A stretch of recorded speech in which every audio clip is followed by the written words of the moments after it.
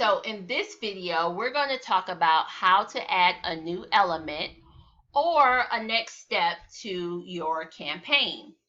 As you can see on the screen, we have two disconnected triggers, and both of them are asking what happens next. So this is where the elements come in. You just click on this step, and basically you're taken into all the options that you have for a possible next step in this campaign. The ones that you're looking at right now are the most popular, but they are categorized by actions, filters, and advanced.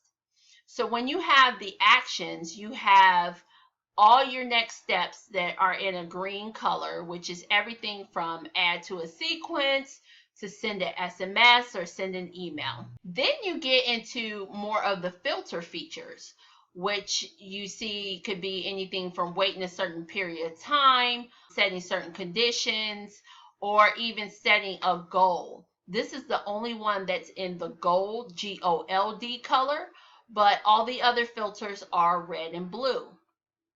And then you have the most advanced features, which is you could send a webhook, or you can give or remove membership access. So as you can see, you have all these options as to next steps. So all you do, I'm going to move over here to the popular section. All you do is just select what your next step is going to be, add it to the map, and that's how you go about adding additional elements to your campaign. And you just continue down that route until you have the campaign built out like you want it built. So this is how you go about adding elements or next steps to your campaigns. If you need help with building your campaigns, or even if you just want to move over your existing sequences and rules to the new campaign builder, be sure to reach out to me at akilahpitts.com/chat, and I'd be happy to assist you. Take care and happy building.